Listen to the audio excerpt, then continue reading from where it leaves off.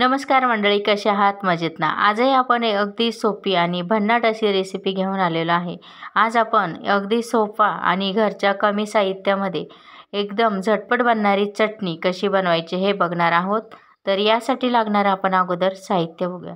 साहित्यामध्ये आपल्याला खोबरं घ्यायचं आहे, अशा पद्धतीनं कट करून बघा। तुम्ही याचा कीस देखील करू शकतात, मी इथे कट करून घेतलेला आहे।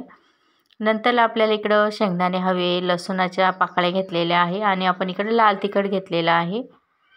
यानंतर आपल्याला हे सर्व साहित्य थोडंसं तव्यावरती तेल घालून छान खरपूस भाजून घ्यायचं आहे। अगदी छान आणि तोंडाची चव वाढेल अशी आपण आज चटणी बनवतोय। प्रवासामध्ये देखील तुम्ही ही नेऊ शकता, 4-5 दिवस ही चटणी आरामात टिकेल अशी। थोडंसं तेल घातले तव्यावरती, छान खरपूस आपल्याला खोबरं भाजून घ्यायचं आहे।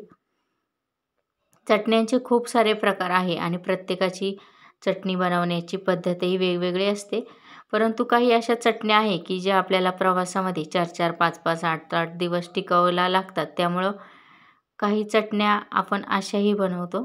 तर छान आपल्याला खोबरे हे व्यवस्थित खरपूस भाजून घ्यायचं आहे अशा पद्धतीने।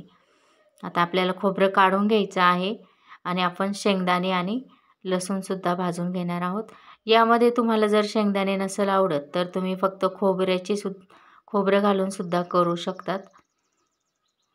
आता हे देखील आपल्याला खरपूस भाजून घ्यायचं आहे आणि अशा पद्धतीची जर चटणी केली तर तुम्ही प्रवासामध्ये सुद्धा नेऊ शकतात, म्हणजे 4-5 दिवस तर आरामात राहील बघा। कारण की इथं आपण तेलाचा वापर थोडा म्हणजे एकदम किंचित प्रमाणामध्ये केलेला आहे आणि आपली चटणी तुम्ही बघत राहा किती छान बनणार आहे। आता हे सर्व भाजून घेतलं, हे थंड होऊन द्यायचं आहे। आणि नेहमी आपण आहे ना अशा पद्धतीची चटणी करताना खोबरं अगोदर टाकायचं आहे आणि तुम्ही बघू शकाल एक अगदी भारी आणि मस्त आपली चवदार चटणी झालेली आहे। आणि ही चटणी करताना ना आपल्याला मिक्सर चालू बंद असं करूनच करायचे आहे, म्हणजे जास्त बारीकही होणार नाही, जास्त ठोसरही नाही, अशा मध्यम आकारामध्ये ही चटणी बनते। तर तुम्ही बघू शकाल अगदी कमी साहित्यामध्ये चवदार आणि चटपटीत अशी आपली प्रवासामध्ये म्हणा किंवा आपल्याला घरी कोणत्या भाजी नाही आवडली किंवा भाजीबरोबर तोंडी लावण्यासाठी चटपटीत आणि एकदम चमचमीत चटणी बनवून तयार झालेली आहे। कशी वाटली रेसिपी कमेंटमध्ये नक्की सांगा।